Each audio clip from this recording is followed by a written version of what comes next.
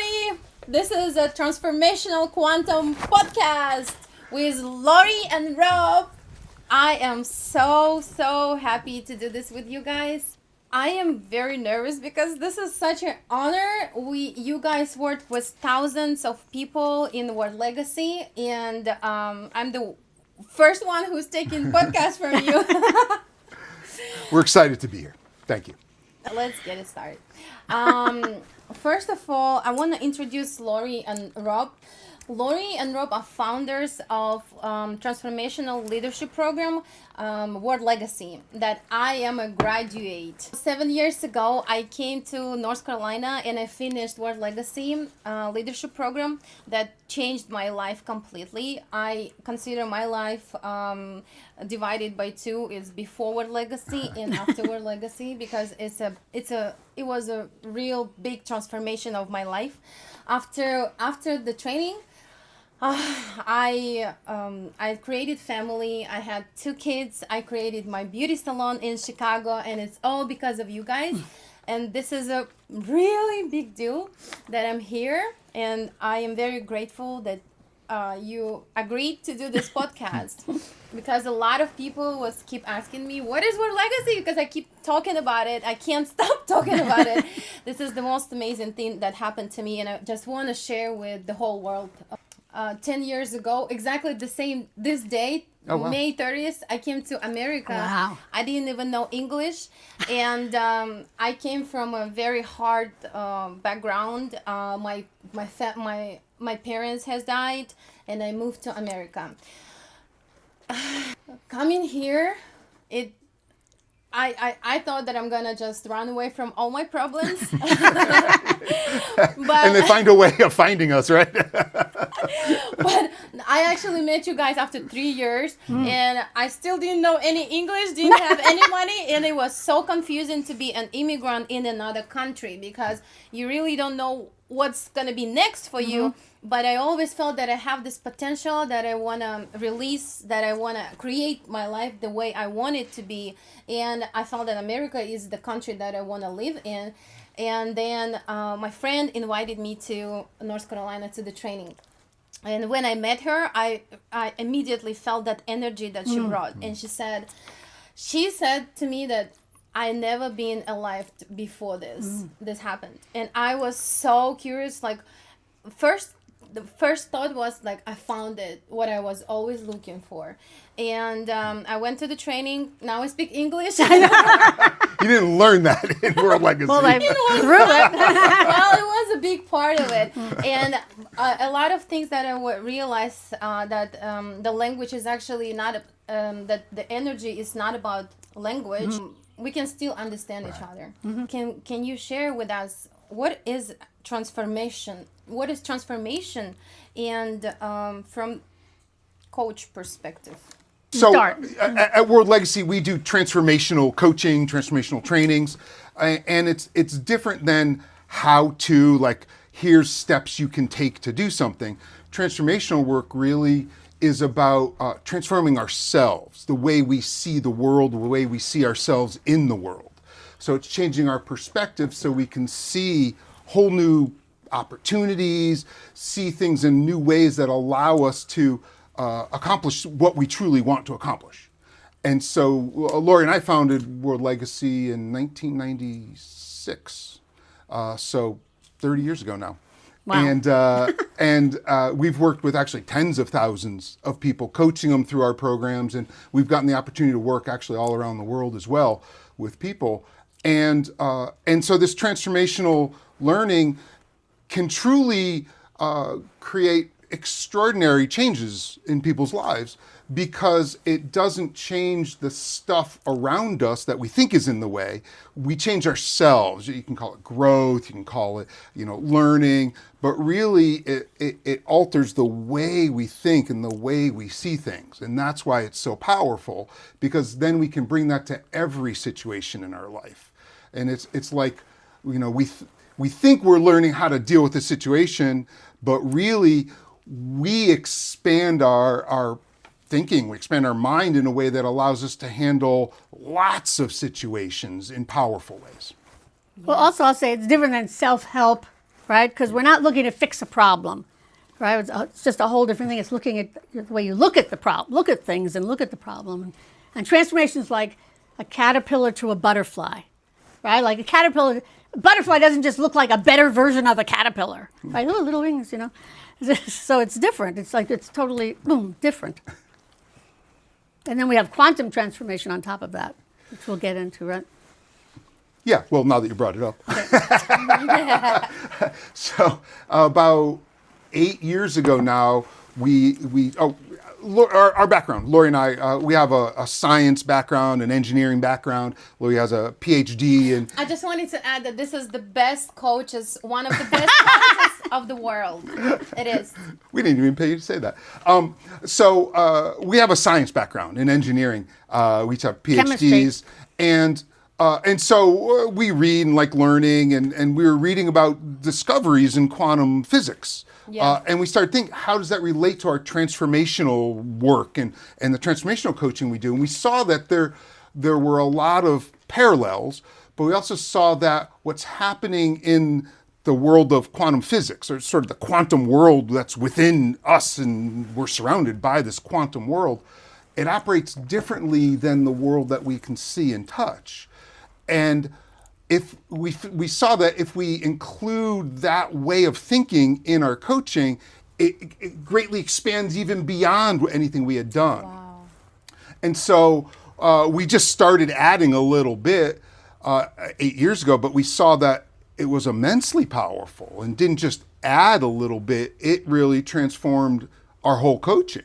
And so we've developed a whole curriculum of transformation that we call quantum transformation that's inspired by these ideas that we've been learning about quantum physics. That's what I wanted to add. Like, first, 7 years ago, I finished leadership program, which is around 4 months. Yeah. And it changed my life completely. Like you said, I used it in my family, in relationship, in work, especially in my business, because in my business transformed completely because of the knowledge you shared with me, based on the values and mission and vision. It was like amazing, and actually we can use that for the family, for any relationship, basically. And so that's why it's hard to explain what is word legacy, because it's universal. You can just use it for everything. And another program that I finished recently is a quantum transformation. And now, when I started it, I didn't know it's going to be even more powerful for me than leadership. Because first, it was 6 months transformational training. And then in the end, I got that breakthrough, that freedom that I didn't even know exists.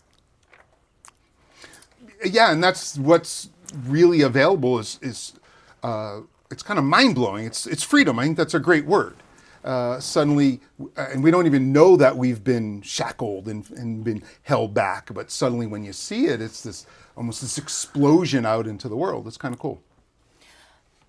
It just brings me to this thoughts as an immigrant and having a lot of beliefs about myself and our culture. I made myself a thing that I'm in some kind of box. And working in the workshop, quantum workshop, I realized there's something outside of the box. Even can be frightened. For me, it was like, what am I gonna do with all this freedom? And it feels like it's all just haven't started for me. Right, but that's just people's fears. That's the same fears that stop everybody, right? What am I going to do now? But when you're a little kids don't go, what am I going to do now? They're like, woo! Right? They have energy and they're alive, and it's just that we start to do these beliefs that get scared. Yes, and that's the question. Actually, I asked my audience in Instagram to ask questions for you guys, so we can be closer to people who can to their questions. And one of the questions was, I feel like I have a lot of potential, but I'm stuck. So basically, it seems like a lot of people have a big potential, and it always seems like one day I'm gonna live the life of my dreams. And how does this can relate to word legacy? So and just transformation itself, right, is really looking at how we see things, our beliefs, what runs us. It's not about the circumstances. It's not about all the other stuff. It's like, what glasses do we wear, right? And then when you go quantum, it's even bigger than that, right? So when people are stuck, it's not that they're stuck, it's what they're making up about where they are, right? They're making up stuff, and also they're probably afraid to move forward. See, people get afraid based on their past, their history, their memories, their all the stuff and that's what's stopping them. It's not the circumstances. It's not, and if they say things like, one day I'll do it, forget it. It'll never happen. It'll never happen, because that's another belief called I'll wait. If I wait long enough, I won't be scared. But that's not real, right? And one day you're going to die, so you might as well do it now. But that's where quantum comes in, because quantum physics and all this shows us that we're not little machines that have that can get broken and you fix apart. That's what people go, please fix my relationship, right? Please fix my pain, whatever. It doesn't work like that. That's what other questions were. Right? And then so quantum actually shows that it's infinite, that things could happen, infinite possibilities. I mean, there's nothing, that being uncertain is a good thing. People are scared of being uncertain. This is scary, yeah. But it's not. If you're not, if you're certain about everything, basically you're dead. It's boring, yeah. Also, like, you think you know everything, and then it's boring, and that's why I think we can go into relationships. Why relationships fall apart. Like, think about the beginning of relationships. What is it? It's exciting. Yes. I don't know you, you know me. We're all excited, and then we go, okay, don't change, right? We want it to be the same. Like I figured you out. And I figured out how to have this relationship work, and I don't want it to change at all. And because then I'll get scared, because then you might leave me, right? So we make up all this stuff, and then what happens in relationship, right? It like becomes like instead of this beautiful feast every day, it's like a piece of plastic menu. This is such a good relationship. Right? You're eating the menu. Like, that's why we like the excitement and the newness, and then we got to deal with our fears. You said something about sex last time, like that. Like, if it's getting like mechanical, and we're gonna have sex. Yes. Oh, yeah. And then Yeah, we do it to everything. Right, you get started, I'll get into it. Right? Well, we do everything because part of us, as a human beings like to be comfortable. Right? It's just the way it is. We're thrown to being comfortable, but what happens is that safe. Safe. So what happens is, if we want, it's not bad to be comfortable, but if you're too comfortable, then you don't want anything to change. And if nothing changes, then all of the excitement goes away. I know you, right? So your husband calls, your boyfriend calls. I know what he's going to say before I pick up the phone. Yeah. I already know it. And even if they say different things. Then we get irritated. That is something we weren't expecting. So that's what kills those kinds of things. And it all gets back to your beliefs, and and you have to be able to shift. All this started when you said, I'm afraid of what I'll do with the freedom. I'll go, you'll just be free and you'll decide what to do. Right? To me, this work is about seeing how you see things so that you have new possibilities, because they live outside the box. And so that's why you see what you see, and then you make these choices. And then you still have to deal with your fear, because when you make a new choice, it is uncomfortable and all that, but that's where it's exciting. That's when things are happening, right? And that's what, because people are afraid that then you'll fail, or they'll leave, or this will happen. And that's what you've got to learn, like, all of that is not real.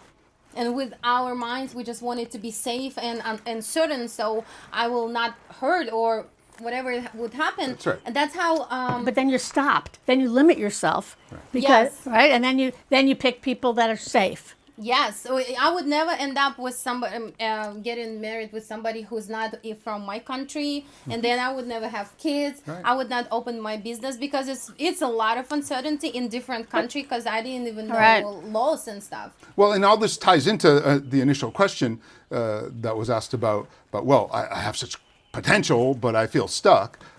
Whoever asked that question, great question, and something I think a lot of us relate to, because I think as human beings, we all have incredible potential. I don't think we ever, till the day we die, we never really understand and reach what we're really capable of. And so in order to start taking ground, in order to start to taste what we're capable of, we've got to take new actions, go to new places, and be willing to jump into all that uncertainty that you were talking about.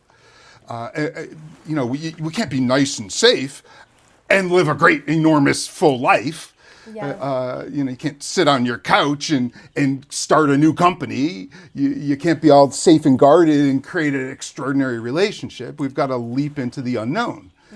But it's scary. It's uncomfortable. We don't know what's going to happen. And in fact, the most successful people who do leap into the unknown, they get hurt a lot. That's how they reach their success. They fail a lot.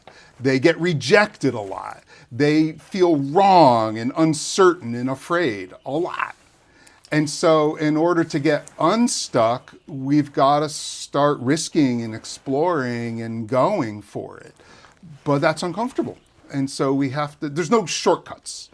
But you know what else? I'll say, and this isn't to make the question asker wrong, but it's like to say, oh, I have so much potential, but I'm stuck. It's very easy to say that. If I did it, I'd be successful.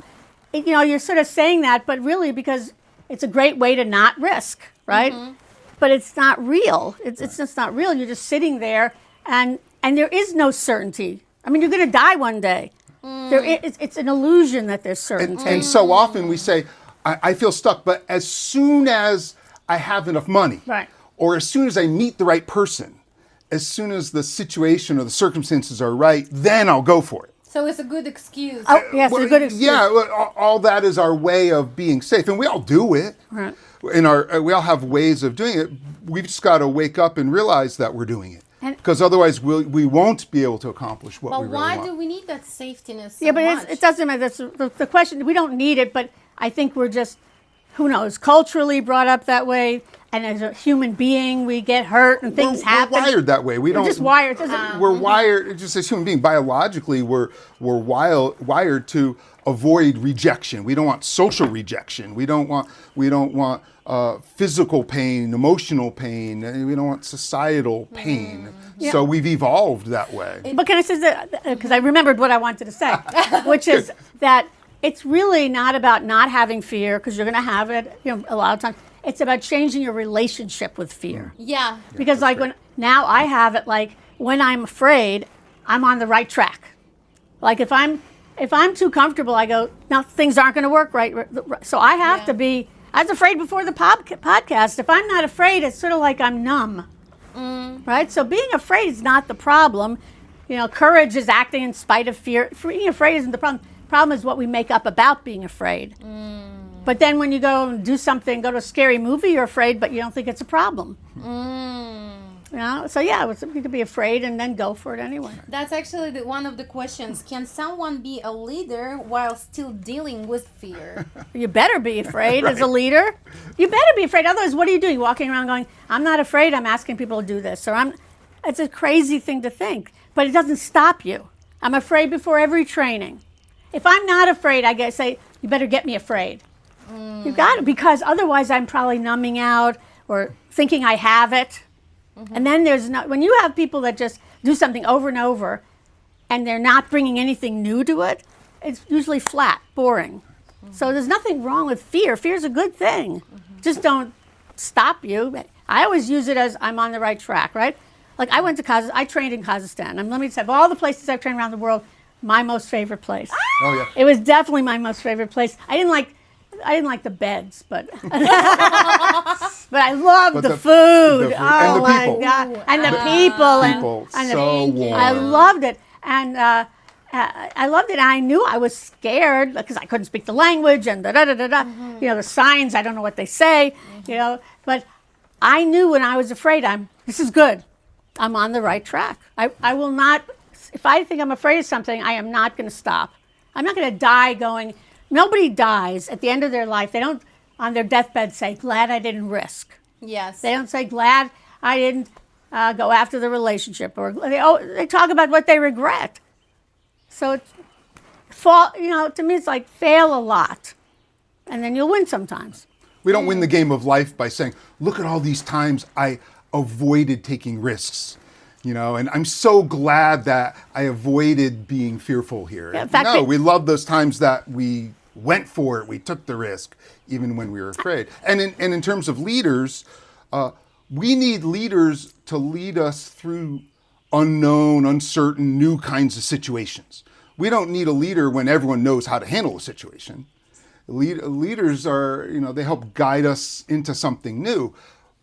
But those are the times when things are most uncertain and most risky, and we have most fear. So if you're going to be a successful leader, then you need to be able to be afraid and lead anyway. You need to have your fear, but have your vision even bigger. Where am I going? Why is it important? Why does this matter? And when that's big enough, then you can feel afraid, but still keep moving forward and be effective. Another question, can anyone be leader of their life at Yes. least? Yeah, I believe it. I think leaders, put it this way, we all have a personality. We all have our unique ways, and some of them are more helpful in being a leader than others.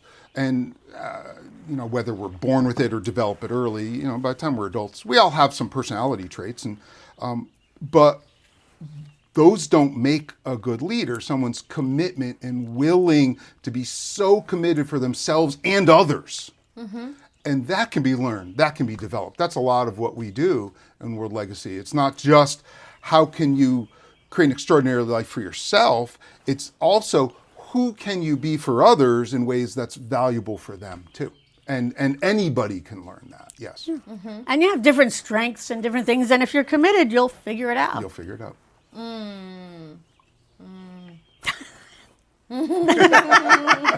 Got you thinking. It's just people usually think about leaders as the one who has like the strong personality. Is like, I'm not leader, so I'm gonna be fine.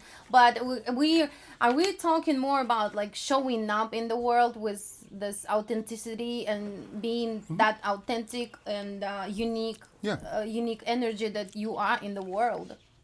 That's right. My background is in engineering and computers, and not a natural leader kind of thing. And so I'm a great example of learning how to be able to step into a leadership position, whether it's comfortable or not comfortable. You are amazing example. But so much of this is like the box, right? You're growing up and people tell you stuff, or you make up stuff, or there's events, and then we just form our box. Because I was very free when I was little, very free. And then I think my parents got divorced, stuff happened, and I became incredibly shy. And I decided people were dangerous because they hurt you. I just started making up stuff, and I had to see what I made up so I could bust out of it. Not try to fix the problem, which people, so yeah, you could be a leader of whatever you want to be a leader of, right? And this is one of the pillars of our transformational learning, is that as we grow up, we develop our beliefs about things, our view about things work this way, or I'm a certain kind of person, and that means that I can do this and I can't do that. Like, I'm a smart person, or I'm not smart, and so therefore I can do this or that.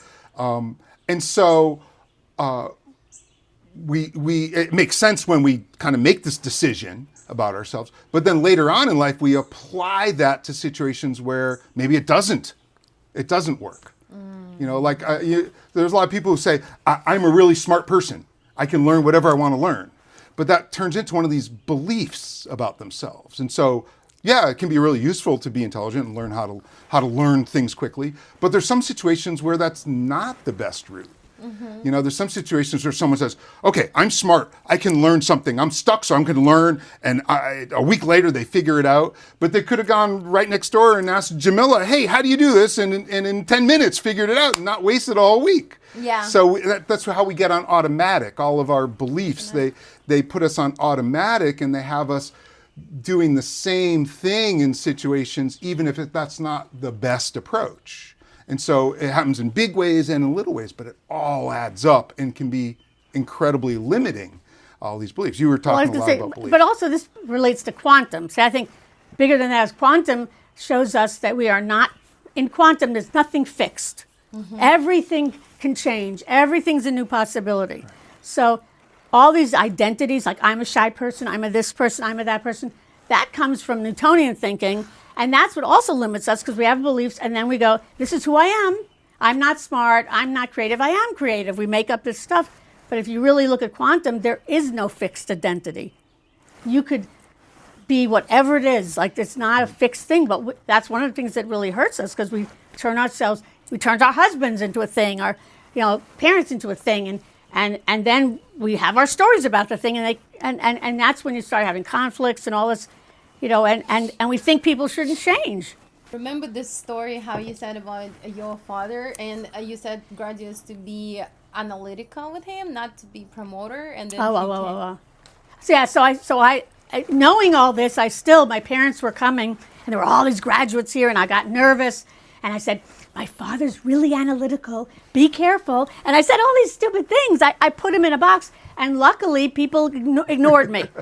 And this woman comes and she's sitting on my father's lap. At that point, he was maybe 80 or 78 or something, and he loved it, right? And my mother's dancing and she was that old, she was dancing with someone who was like 25 years old, and they're like dancing and all this, and they loved it, right? And I saw how I even told you, here's what my father is. We do that, right?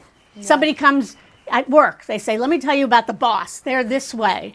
We put people in boxes and we relate to them the same as ourselves, and that kills everything. So that's another thing about being stuck. The person said stuck. I'm stuck in thinking this is who I am. Yes. Is that means I'm creating myself, and I'm creating the person the way it is? I'm creating it all that way. Right? Yeah, so we see ourselves a certain way, we see someone else a certain way. And then when we start acting the way we see ourselves, we just reinforce that view.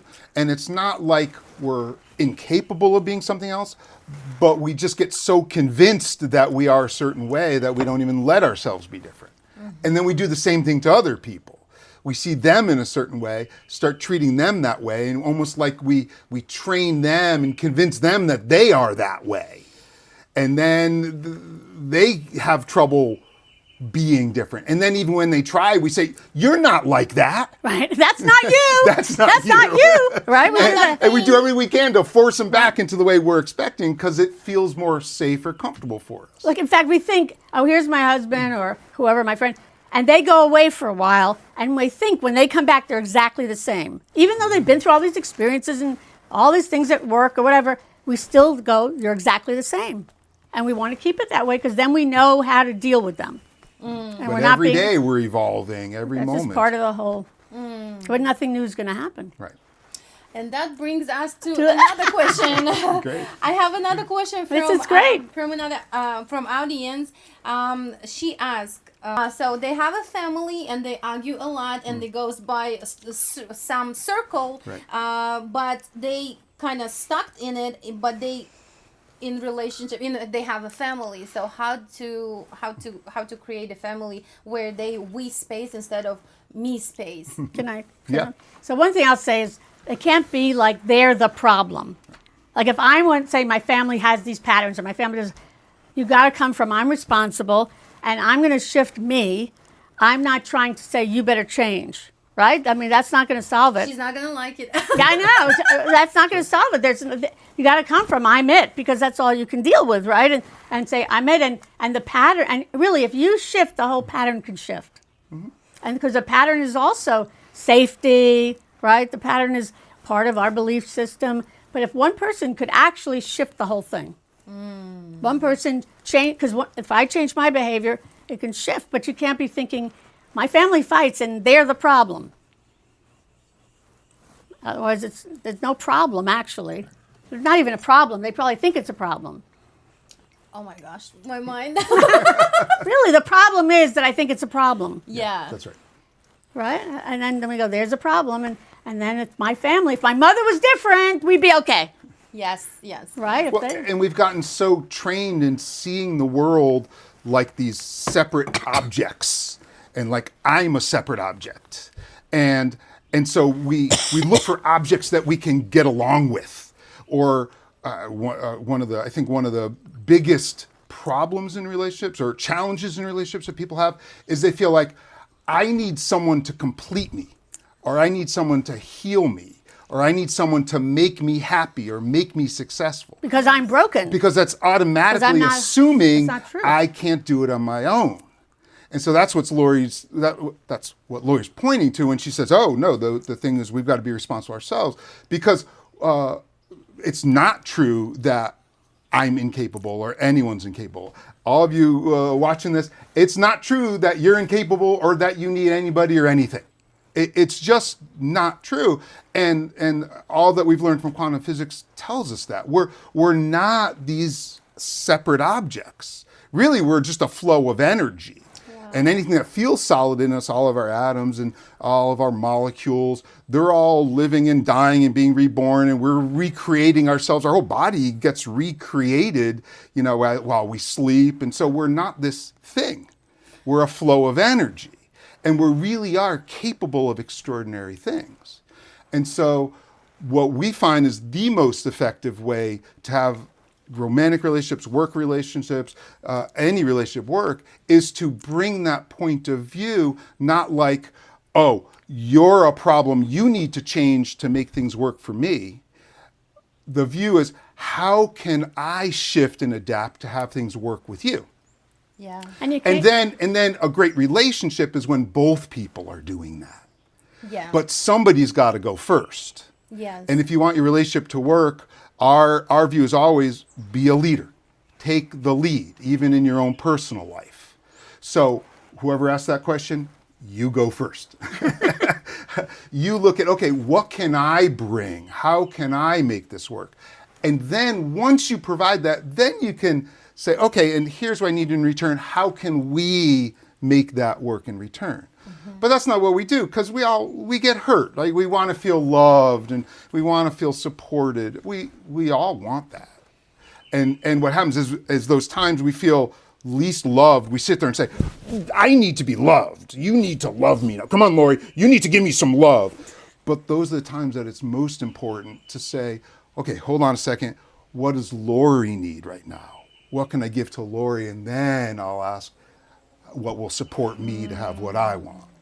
But if I'm sitting here like I'm this object that's running low on love, I need a fill up on love, and it's her job to love me up, that's when we get into these arguments. Or we think the other people are wrong. We make them wrong. Right. It's like the whole joke is like, if that one person at work would leave, we'd have a great workplace.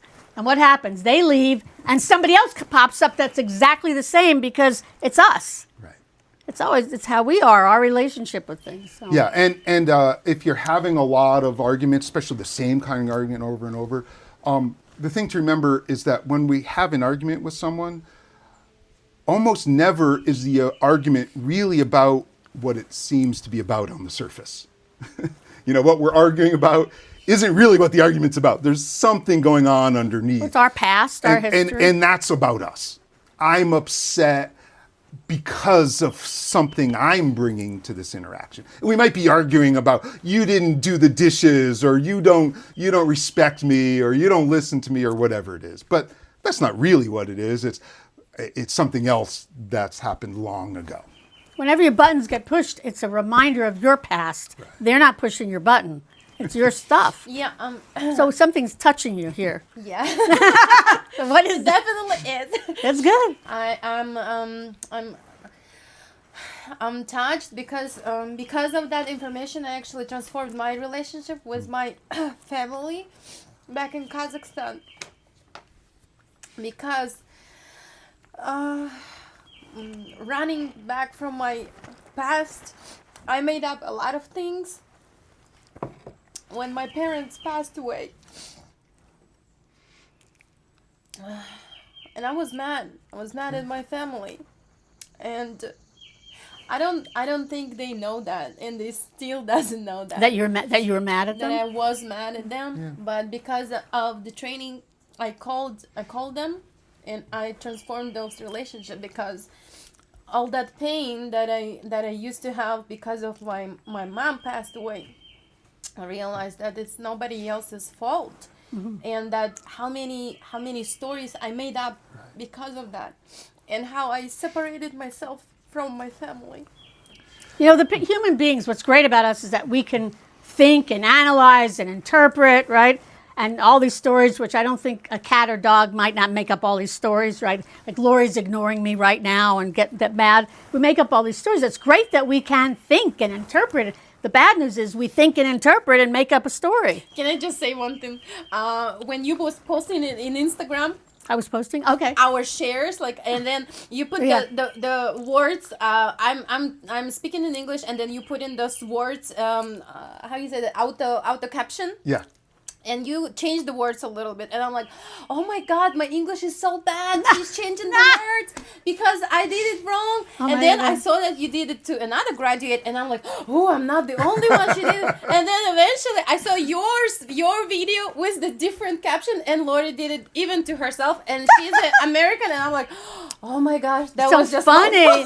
Yeah, that's what we do. All I And did. I already That's so funny. up. I was All like, day long, I we am do that. so bad in English. Oh my God, I should have never posted this. It was so bad. And then it opened up for me like, wow, this is just videos. This is just auto captions. Just a It's little thing. Nothing to do with me. And it's really funny because I never posted these videos before. And then I'm reading, how do you do captions? Don't do every single word they say because it's too many words. So make it less. And so I'm just doing that. It had nothing to do with English. It just had to do with, this is what's supposed to be a good caption. But I thought my English I was know. We make up a lot.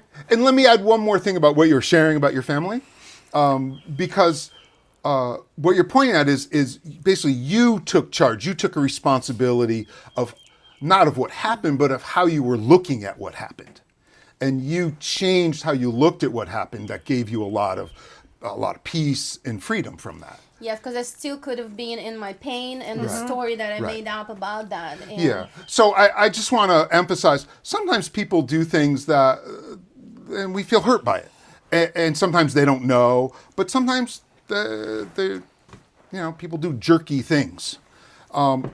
But here we are years later, and if we're still upset and have energy tied up in that, well, we can't change what happened, but we can change the way we looked at what happened. And that's what you did. Yes. And so it doesn't always mean that what the other person did was okay, and we're saying, don't worry, that's fine. Yeah.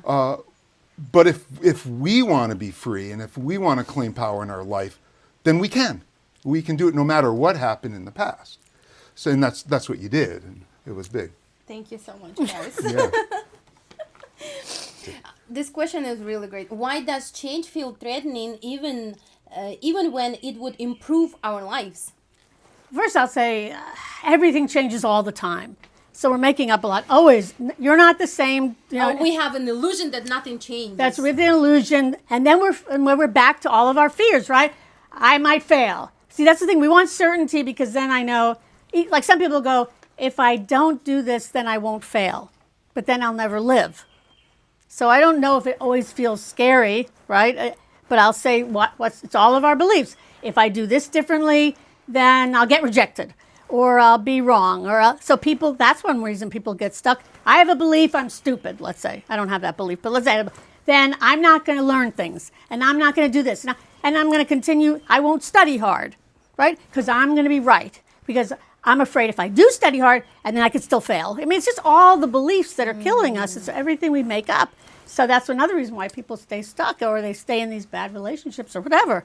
So I think it's the same, back to the same thing. Why does it feel, I don't know, sometimes it does, sometimes it doesn't, but it's whatever beliefs from your past or right? Like, I don't want to have a relationship again because my last one failed and it was painful. Yes. So it's yes. But you know what I'm saying? So it's the same thing. So if I don't change, I'll be okay. Well, what are you going to end up? You're going to stay in your room? And so I just think it just gets back to that same fear of this happening. And I think it's a lot to quantum, because if you got there's infinite possibilities, so you fail, you start again. Begin again. It's like little world is children. uncertain. Look, the little children. You ever ride a bike, right? When you first learned how to ride a bike, you didn't just ride a bike, you fell down or learned to walk. You fall down, you get up. Fall down. A little kid doesn't go, oh my God, I fell down. I suck, I'm small. I'm never getting up again. They don't do that until they learn. Somebody, learn, oh, I was wrong, or I'm bad. Or they were laughed at. I was or laughed at, ridiculed or something. right. Then Felt rejected. then I make up something and I live out of that. Yeah. and that's what it is. It's not, you have to become aware of that's where you become aware of your box. You become aware of what it means instead of just reacting. Yeah, by its nature, change means something new will happen, and that's unknown or uncertain what it will be, what it will turn into, or where it will lead. And we're uncomfortable with uncertainty for whatever reason. As human beings, we don't like uncertainty. We want to make things certain. And so that's why we develop these beliefs about, I know the way this is. This works like this, or that works like this, or I work like a certain way. And so for most of us, change is threatening. It is uncomfortable, just inherently. Mm-hmm. And so... But that's just a belief. Yeah. And because the world is uncertain. Mm-hmm. We live in uncertainty every day. And we can be a little kid and play with it. Kids love uncertainty. It's fun. Something new happens and, oh, cool, and they go and roll with that. But as adults, we just start controlling more and more. We want our life to follow the path that we expect, that we set out, and we don't play with that uncertainty.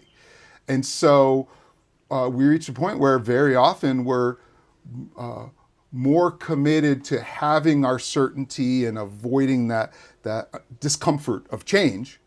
Mm-hmm. We're more committed to that than to having what we say we really want.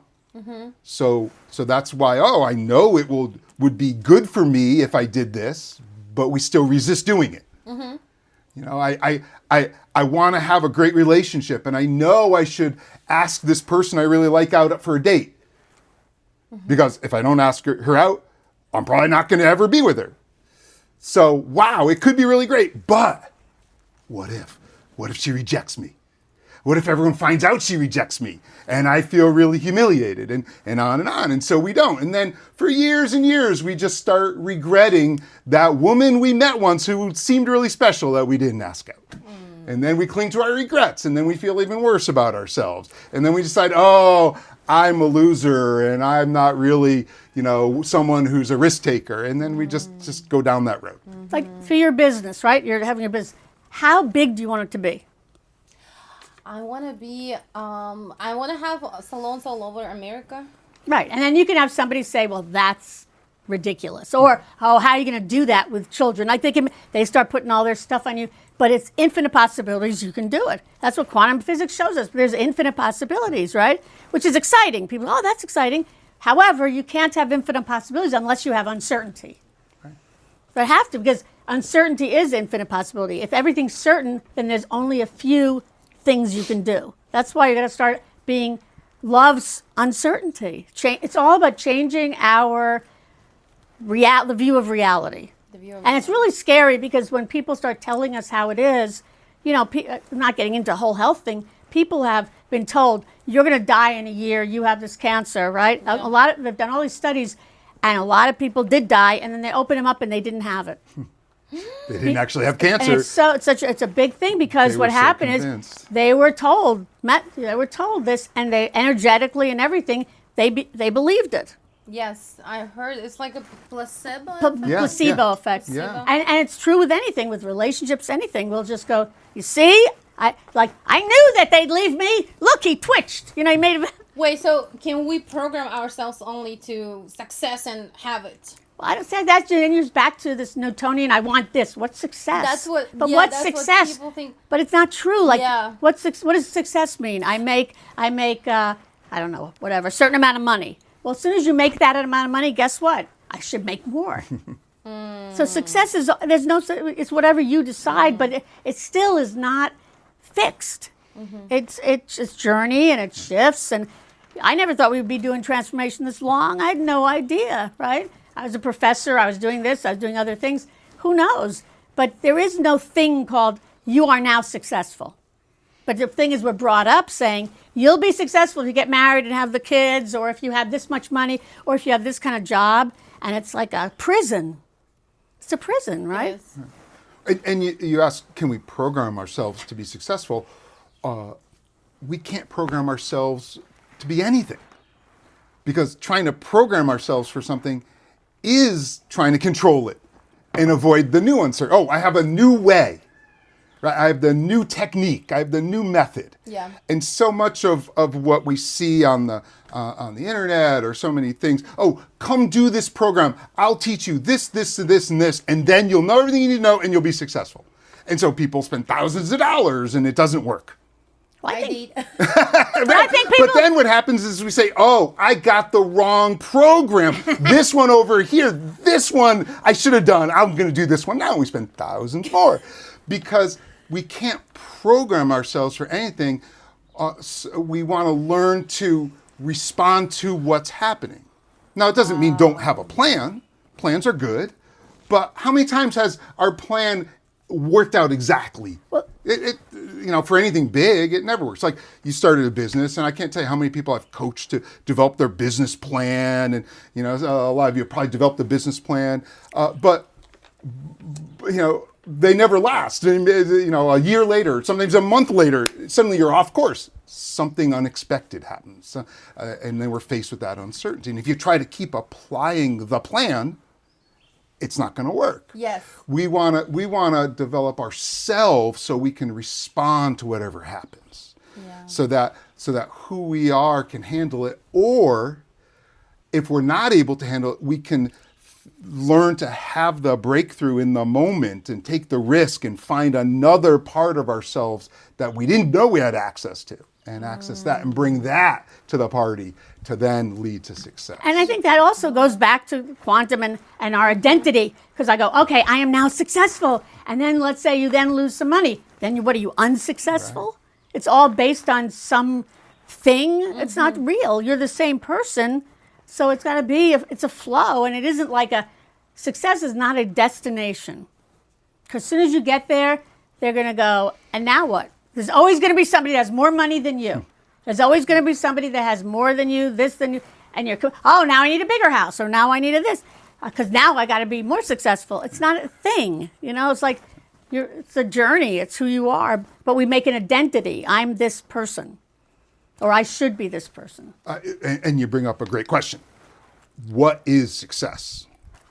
And what is your success?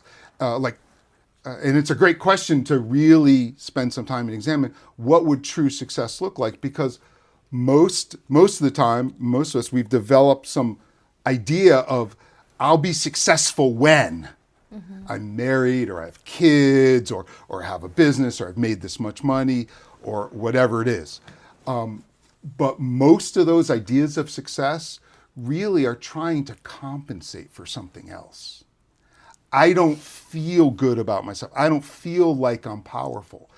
But if I make enough money, I'll prove that I really am powerful. I really am enough.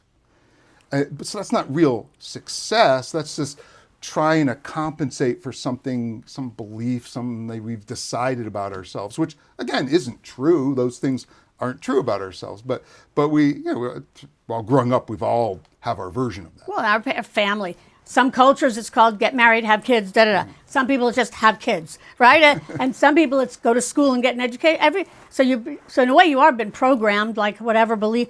Look, we're born into already a belief system about who we should be. Yes. Our parents, everybody's decided who you should be. You don't even have a chance, right? And then you start to okay, that's who I should be, or I don't want to be that. Right. Either way, though, it's a box that it's not real. Because we all have a version that part of us that says, well, that just doesn't really fit for me. I want to have kids, but not till later in life. I want to develop my business first before I have kids. But if we're told, no, you have to have kids and you must get married and kids, and then there's this discord. It doesn't fit. Or another family could go, it's money. Or another person, right? Some families, it's all money, don't school. It's all just made up stuff. And so, Steve Jobs once, he said, I woke up one day, Apple computer. Yes. He said, I woke up one day and realized I was living my life out of a story somebody else created for me. Oh. And that's how we do. We don't. And then and it's safe if you do, right? So people in some ways have been programmed, right? I'm safe. This is how I should do it. And then they don't have any freedom. See, to me, freedom is where I'm not stopped by circumstances. I'm not stopped by these beliefs. I see them. I might feel them. but I don't have to live out of them, right? And I'll deal with it. And then, so that's why even about success, it's a momentary thing. Because as soon as you're done with it, then what? Now what? You just explained story of my life.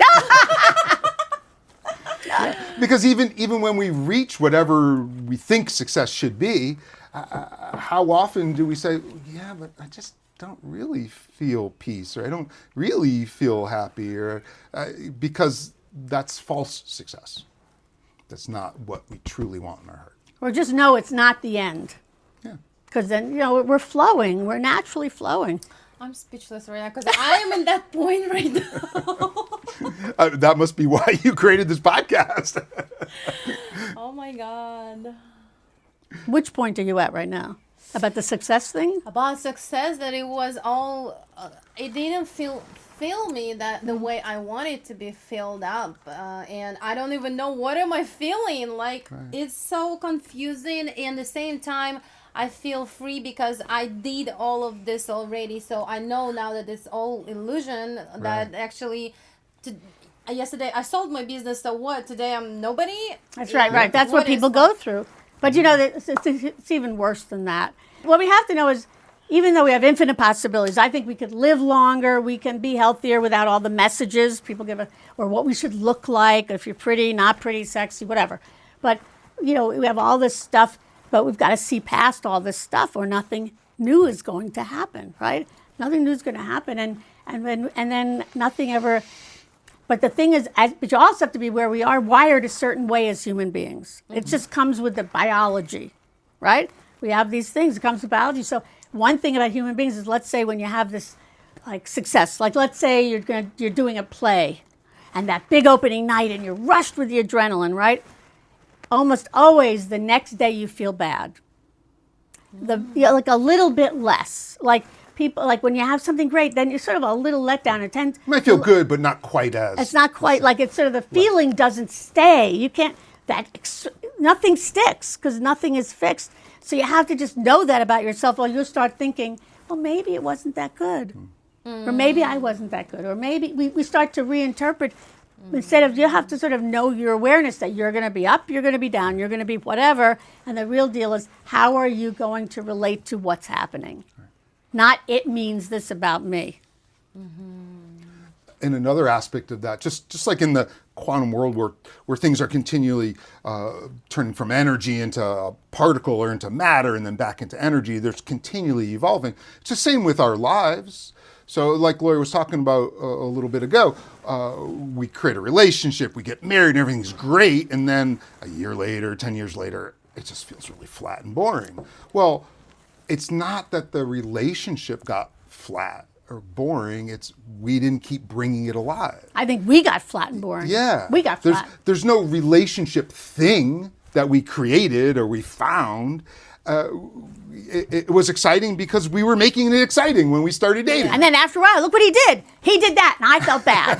He shouldn't have done that. I feel that you need to do something different. We're not bringing it alive again. We're not making it exciting again. Same with a job. Jobs get boring. No, it's not the job that's boring. It's we're not exciting ourselves anymore. We're not bringing it to the party. Right. If you want your job to not be boring, then go to work tomorrow morning and tell your boss, I'm going to double our profits in 6 months or you can fire me. Well, you're not going to be bored anymore for the next 6 months when you go into work. Right? So it's not the thing outside of us. It always comes back to us. And what are we doing with it? What are we creating with it? Who are we being? Does that mean that we need to stretch ourselves all the time, or no? Just change your. Either you can have a vision or change your interpretation about what's happening. Yeah, it's not that we need to We stretch, think that thing. but if we look at the world like it's always changing, and we want to jump into the unknown with every day, then we're going to need to change and grow or face uncomfortable moments and go through them, and that will have us grow. But it's not like I need to grow so that something happens. It's just in order to live life fully and to start to see who we're truly capable of being, then that's going to, part of that, it means, yes, we're going to be growing. Well, and also, like if people say they're bored because they're not being responsible. They want the world to entertain them. Look, That'd be nice. I Here's a want great that too. example. When we do the trainings, Doesn't happen. before we do the trainings, the graduates come and they set up all the chairs. I don't know if you've ever done ops. It's like intense. It goes on for hours, and they have to be perfect. So we put tape on the floor, and we measure everything. And you could think, like, that is tedious and horrible. Graduates love it. They have breakthroughs in vacuuming. They have, because there's a vision. Each chair is a human being. People have so much fun just putting chairs down perfectly. And they get that they're creating something much bigger than them. They're creating a space where people are going to Yes, come in right. and truly transform their lives. But- So there's meaning behind what they're doing. They make it so, but if you go to a conference, like scientific conference, and you see the people setting up the chairs, they look like they hate what they're doing. Because they think they're just setting up chairs. They haven't made up, I'm an ownership, it's a bigger thing. So just, if setting up chairs and vacuuming can have people have a transformational experience, which I tell you, then anything can, and we're just not bringing it to the party and making it a bigger vision. And it all comes to bigger vision. Well, that certainly is that is like the gas that keeps things going. Whether it's your relationship, but also the world. We haven't even touched on the world yet. Yeah. Yeah, let me tell you a story to illustrate this. Better be So- good. Don't fail. Gotcha. Sorry. So there were two bricklayers who were building Okay. a brick wall. And one of them, every day at work, he was miserable and dragging himself to work and hated going to work and just absolutely miserable. But next to him, his buddy, every day he was excited and alive and big smile on his face. And this went on day after Even when it was day hot. for weeks, whether it was hot or cold. And so this miserable guy would keep looking at the guy who was just filled with joy and having the time of his life. They were doing the exact same work. And finally, the guy who was miserable turned to his buddy and said, "What's going on with you? This is miserable, repetitive work. We're just brick after brick after brick. But every day you're having fun and you're alive, like you're loving it. What's going on?" And the second bricklayer, he said to the first one, he said, "Well, that's the problem. You think we're laying bricks. I'm building a cathedral." Yeah. So he had the vision behind what he was doing. And doing the same thing, he got the big picture. And we have the power to bring that to everything we do in our family, in our work, no matter what we do with our friends. When we have a vision that matters to us behind everything we do, it completely changes our experience of it. I was going to say, the story from Rob, I'm going to cry. Okay, but I just thought, so here's a way to solve the problem of the person whose family is always in this pattern. It doesn't really solve it, but it's because they keep focusing on their little squabbles or fights or patterns. They don't have a vision for their family. Because if you have when you have somebody that doesn't work and has no vision, the biggest thing is the mail coming today, right? I mean, or you have a fight and you didn't leave up the toilet seats, right? Because it's too small a game. If your game was transforming the world, creating peace, something like that, you'd have to handle that stuff. They'd have to stop. Either they'd stop fighting, or they'd fight and they'd look at it differently.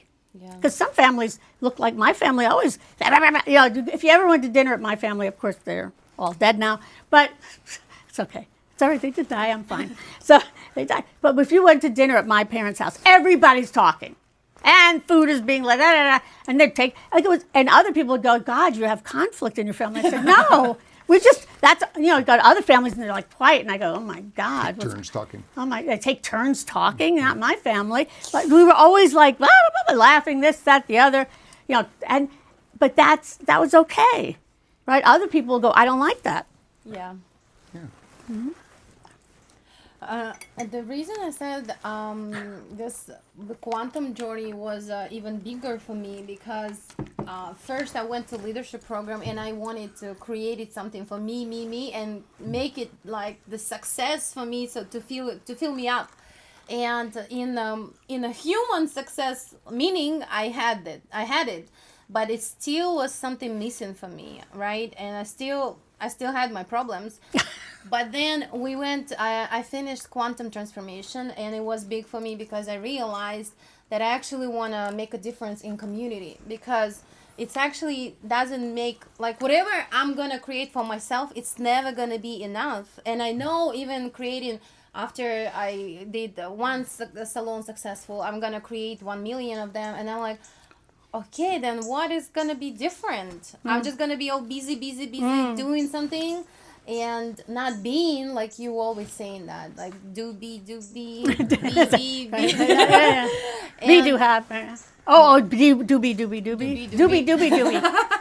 So, Just a lot of do, right? Do. first I'm gonna do Right. something to be happy, but first I am gonna be happy, and then I'm Right. gonna create something, and that includes, I realize that it's necessarily gonna be something bigger than me. And as an immigrant, it was always big story for me that I am not good enough to create something for Americans, Right. because I'm from another country. And then again, got rid of that belief, Thank and I God. realized, Good. and I opened up for other amazing women around me and men. But I realized that I can make a big difference in the world by what I'm doing right now. I don't have to create a lot of different million things to do something useful for other people, to make a difference. Well, and I'll say, look, it gets back to quantum. I mean, if you look at quantum, we are all energetically connected. You know, even if you feel, which is probably one of the biggest things that hurts people, is they feel so separate. Right. It looks like we're separate. Well, it looks like we're separate alone, but we are energetically connected. You know, you can, and on a level where you can think of someone and they can call you, or you can cause something. So while quantum is so powerful, is you don't have to push everything and works like, you know, always have to push harder and harder. You actually can cause with less effort, right? Energetic on a different level. But I think one thing is going through the trainings is you have to, you sort of like, it's like an onion. You have to peel it, and you keep peeling it, and you get more and more stuff. Like when I went to start these trainings, I used to think about the world as a child, and then I stopped thinking about it. I was just thinking about me, right? Well, you got to start somewhere. But really, we could impact so many people. And it's important, because look at the world right now. If you look at it, it's very much separate. I'm going to, hurt you, and you're going to hurt me. And we're just going to hurt each other, yet we're really connected. So it's a whole different thing. I think everybody wants to be known, make a difference, right? They want to be free and let their heart out. We just don't think we can, or we don't even know it's available. Like, I didn't even know it was available in the beginning. I knew it, but I didn't think I was it. Because, like you said, it doesn't have to look like, oh, I'm starting something that's international and touching the whole world. If we just make a difference and contribute in our daily lives, that spreads ripples outward. It's really where we're coming from. Because, like Lori said, we're not these separate people. We really are entwined. But we feel it. Like, look, my parents got divorced and my grandmother died. I had a lot of things happen early, and I started to go, pain. I don't want to open my heart again. More pain. Like, I just started to get like very careful. Yeah. And then when you're careful, you're only going to attract something that matches up with that, and so the thing is going to continue, right? It's just, and I remember when it came to relationships, I was like, forget it. Because they're going to leave again, right? Or I'm going to, I wouldn't leave them. I'd make it. I thought I could never leave somebody. I would make it so they'd have to leave. Because then, they're the bad person. Then I feel bad. It was all from my belief system that I started to do, what I was unaware of, which is why transformation, the way it works, is as you start to be aware, right? You get aware of your beliefs. Now, here's the problem: is conscious, and one of it's a problem with everything. I guess it's not a problem, but people think, oh, I had this great opening. Now I don't have to do anything; it'll stick. But nothing sticks. You have to do the work outside of the training room. Just like you go to the gym, you can't go to the gym for 5 days and then you never have to go again. So you do have to do the work over and over, which is why I think Quantum Journey was great 6 months, but you still have to do the work outside the training room. And the more you do it, easier. Like, I look at my life and things that would have a long time ago get me down for like, it would have gotten me down for weeks. It's like now is like, whatever. You know, I was very close to my mother growing up, very close. And I used to think if she ever died, I'd be done. Really, and I think I would have been. I was so, and I still was very close at the end, but I began to like see it was different. I wasn't like, I needed her for my life. So I was very upset when she died, but I wasn't, I was in the middle of a training. When my father died, they always died in the middle of a training. Oh. And then I used it because I had to continue the training. There was nobody else around. But I remember when my father died in the middle of one of my trainings, I just was like, okay, break's over. And I used it to make a difference for the students. I didn't tell them what was going on, but I used what was happening for me rather than use it to run away or be smaller. Used it to give more rather than And to when you guard give, you and get, protect. yeah, the whole thing. So it changes. We have to change our relationship to what we've made up, right? And you can feel your feelings and your grief. There's nothing. Feelings are fine, have them, but they just can't run, or beliefs, but you don't want them to run your life, right? And I understand people don't want to get hurt, this, that, the other, but what's the alternative? Not to live? That's the alternative. I'm just going to, and they might choose that. It's off topic a little bit. Nothing is off topic here.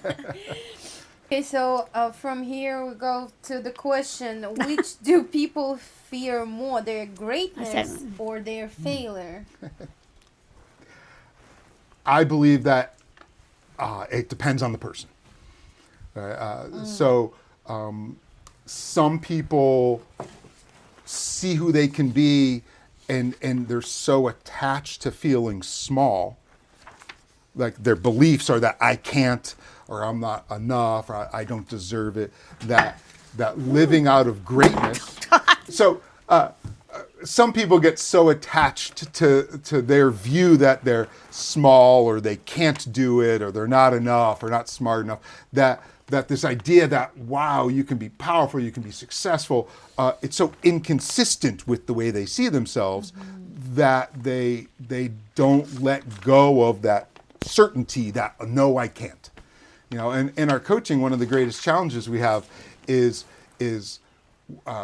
we believe people are truly extraordinary. And we'll tell someone, hey, you know, what if you were capable of accomplishing that? And people will literally argue that they can't. We'll say, well, what if you were powerful enough to handle that situation? What if you were able to reach that level? No, but you don't understand. I can't do it. They get so attached to that view that they're small. So their greatness is really scary to them. Now, for other people, they have a view of themselves that, oh, I'm this successful person, but they develop it like I should be. Like Laura was pointing out, right? My identity is that I am a successful person. Well, then this fear of failure is terrifying, because failure would then mean I'm not a successful person, so I'll lose this identity. So I have this view of myself that I am. I'm a good person because I'm successful, because I have a lot of money, because I started this business, or because I have all these degrees. So then the fear of failure, like, oh, if the business fails, then that means I'm not really successful. Then I was wrong and I lose this whole identity. Or if I get divorced, it means that I didn't really reach this success. Yeah. So that fear of failure, it's the exact same thing, just 180 degrees opposite, but it's the same thing. I'm going to, it just like I think I'm small or not capable, so my greatness means I'd have to let go of that. Well, I think I'm successful because of my list of successes. So if I failed, I would then lose that, and then who am I then? Same thing. So I think really fear of greatness, fear of failure, it's the same. It's just coming at it from a different side. And another way, I'll just add to that, Yeah. whether it's when you said they're afraid of change, afraid of failure, afraid of success, I don't think they're afraid of any of those things. They're afraid of what they make up it means. So what it means is I might get rejected. So not like people aren't afraid of change, they're afraid of uncertainty. They're afraid I might fail. That Sure. just What they might think it's happen that. when What it might changes. happen when that happens? Like we call it that. But what am I afraid of? Oh, if I'm successful, my friends might not.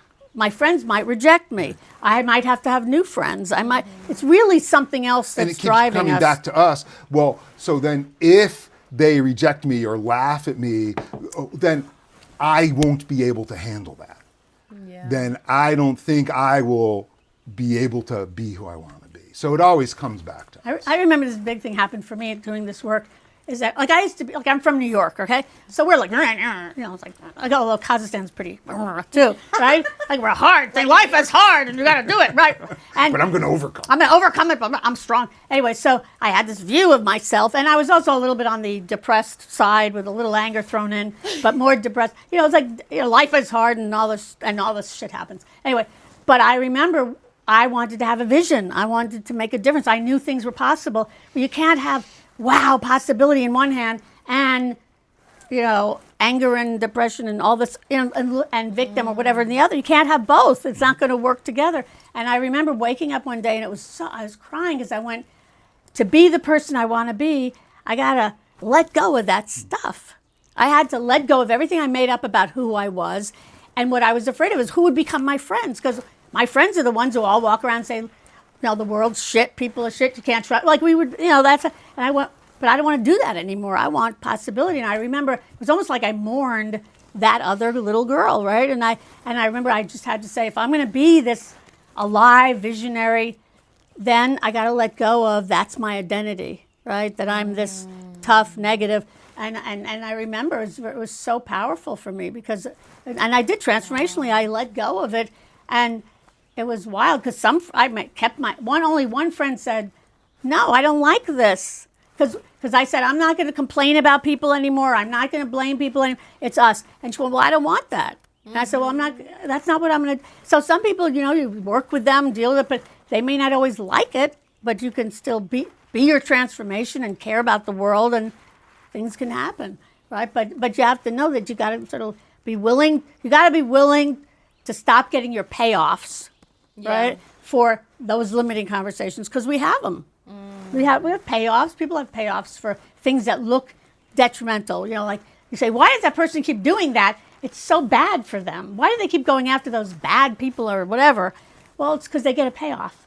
They get something from it, which may not be a good thing, right? But they get something, and you have to be willing to let that go. Might just be the certainty or the safety or something like that. Look, if you're building a business, if I go, well, I'm not going to build a business because I'm getting this payoff called I'm not going to risk failing because then I'll think I'm a failure. Well, if you're going to build a business, you got to know you could fail a lot. Doesn't mean you're a failure. So you have to just shift your view of things, right? And then that's when magic happens. Wow. And also, there is a price that we pay anyway. That's right. If we stay in there or Or we not. go for it, or we still pay the price. That's So right. in both, There's consequences either way. either way. And so when we go for it, there'll be some consequences, very often some discomfort, or we might have to risk our failure or being wrong. And there's the success we really want available. Well, if we don't go for it, there's consequences. We don't never get a chance to accomplish what we want. We never get a chance to see what we're capable of. But we also get our little benefits from it too. Like I don't have to face being laughed at or face the discomfort of failing or anything like that. So there's always consequences either way. Look, there are people that, there's people that always want people's approval, right? So they're going to be nice, or they're going to tell you what you want to hear, or any of that. Well, they're getting a payoff, right? They think they're going to get love or acceptance, but at the end of the day, I think a lot of them feel empty.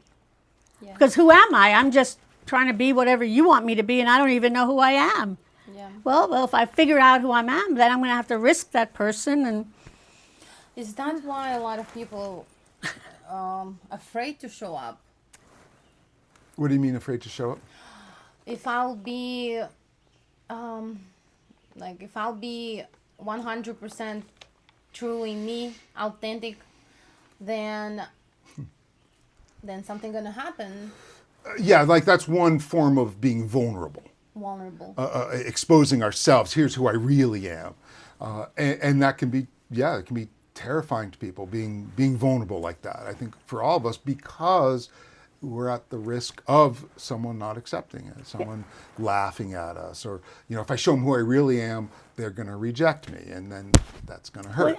But then, of course, if we don't show ourselves, then we end up in a relationship where we feel like, well, they don't really get me, but it's because I never showed them who I really am. And so the other person is not really in relationship with me because I've never shown them the real me. And that's where we get into a lot of superficial or relationships that can't be really deep and meaningful, because I want someone, I want you to accept me. I want you to value me, but I won't show you me because I don't want to be hurt. But then I'm never going to be valued by you for who I really am because I've never shown it to you. So instead, I try to become who I think you want me to be. Like, I'll be Jamila, and then they'll like me. Exactly. Well, But can I just say, it's a little tricky, because first I think it's complicated. Because why don't I show up? Well, maybe I had an event early, and a lot of these events get stuck in our body, and that's a whole energetic thing. So I might not even be aware of my blocks. Right. Like, subconsciously, there's a lot of stuff that happens that Yeah. intellectually we're not aware of, right? So that could be why I don't show up, right? And I mean, there's lots of reasons, but also there's a little tricky because there is no me. That's what I was going to ask. Like, I can't say, you show up as you. Well, who's you? Yeah. You change as you're not a fixed box. So in a way, I think the whole thing is to be, I could say, radically alive. To be alive and just show up, and it might show up different ways. You're not going to just, this is who I am. I'm wild and free. Well, maybe you're also vulnerable. You have lots of ways. So there is no me, but that's what people think. And if I show up this way, you might not like it. Well, they might not. Look, after I did the trainings, some people are like, wow, you're so alive. And some people are like, oh, wait a minute. Like, huh? Like, I remember, no one ever said I liked you better before. Like, some people get that. But I remember my mother, I was so painfully shy growing up, right? I got to the point where I was just like really shy. And here I am now, and I'm doing these trainings, and I'm being a trainer, and I'm sorry. And my mother still had me as, she went, oh, that's so sweet that you're doing that, Lori. Like, she really had it, like, I'm still, it was really funny, because she just had it that way, and I saw it, and I had her that way, and I had to get over it. But I couldn't get mad at her for it. But usually people getting mad because they get mad. They're making me this thing. That's right. They're protecting something. That's or right. going there like I am not that. You have to be. It's like you have to be aware that people are going to do what they do, and you can respond to it, right? Like, if you get out, I love everybody now. Well, you may go up to your boss and say I love you, and you might go get away. I don't like that. You can't go. Argh. You just you have to start to be responsible for how you are, and there is no fixed entity, but people are going to respond however they do, and you respond back. You don't just suddenly, become smaller or something. You just go, okay, that didn't work. Look, we do a lot of dancing in the training and fun in the training. So, and it's a great way to start things off. And then I was getting my PhD, and I was teaching, and I thought, this is cool. I think I'm going to start the engineering class that I'm teaching. And it was 8 a.m. I'm going to get all these male engineers, maybe there was one, up dancing. What are you, crazy? So I hey, let's all go dance. And they looked at me like, what? And it's crazy. And so that didn't work, right? And then I remember I went to another conference in Brazil. And I decided I was going to stretch, and I was going to, and this whole audience of doctors, I was going to tell them my vision for the world. Mm-hmm. And I wanted people to wake up that there's something bigger than us. And I was telling my vision for the world, and some people looked interested. Some people got on their phone and looked bored. And the woman interpreting me was crying. Aww. And I touched her out of all of them. You don't know. You can't decide that's then related to who I am. Maybe it didn't work for everybody. Maybe it did. I don't care. That was valuable. I did learn engineers at 8 a.m. I really should not try to get them up dancing yet, because it might not have been the smartest thing to do. But I'm glad I did it. You tried. I'm glad I did it. It was a good story. How can you have a good story if you don't do a bunch of crazy things? Wow. And you never know what's going to happen. And you never know what's going to land. Yeah. So you're throwing yourself out there. Well, I believe that if we're just being fully alive, radically alive every moment in a way that's sincere, then in the end, how can that be a bad thing? Yeah. And other people And in the can- moment, maybe engineers didn't want to dance at 8 a.m. because they were uncomfortable with that. But giving that energy, how could that be bad? Yes. So that's my another question. Basically, if I'm not looking into the world, but I am giving to the world my energy and intention, like that I want to create something. That's what I realized lately. It doesn't matter what's going on. If I'm intentional and I'm giving this to the thought and my intention, it still impacts everything. Yeah, because it's energy. Right. Because our thoughts are energy, and it's not limited by our body. They found consciousness. So, and you may not see the result. Yes. And you might see the result, but you don't know for sure, right? You send it out. You send it out. You send it out. You don't have to see the result to Yes. know, right? And you So feel different. we only believe in that and trust that it's really working. Well, you trust that I think if you're giving something valuable, probably is going to happen more than if you're not giving. Well, yeah. I try, Because, yeah. Well, this is where we need to not get attached to things looking a certain way, like a plan. So if you fully give out all that energy, then something's going to happen. You've just added all this energy to the world around you. So something will happen. It may or may not be exactly what you want. But if you're then willing to keep your eyes open and accept whatever does emerge and then work with that, it gives you lots of new opportunities. You just don't know what they're going to be. Yes. That's one of the things in our quantum transformation, one of the things that we've really learned to tap into is using our energy in positive ways, because so often we just think our direct action. We've been trained to think our direct actions are what affects things in the world, but energetically we're always affecting too. In our relationships, we're always affecting people. With our mood, with our emotions, with our thoughts. even if they're not in front of you. Even if they're not in front of us. So we don't have to directly speak to someone. We're still communicating, right? How often have you ever been with someone who's been really upset, and they didn't have to say anything. They didn't even have to show it on their face, but we feel it. We can feel something from them. So we're always sending out energy from our thoughts, from our emotions, everything we do. And so we affect things around us, and then we can learn to use that energy and harness that energy to cause things. One of the things that's been around for years, people talk a lot about the law of attraction. I got to get my thoughts lined up with something, and I want something, and I got a law of attraction. If I think about it, it'll happen. If I just think long enough and hard enough, it'll happen. It's like controlling again. Yeah, but Well, yeah. it's And that's a piece of the puzzle.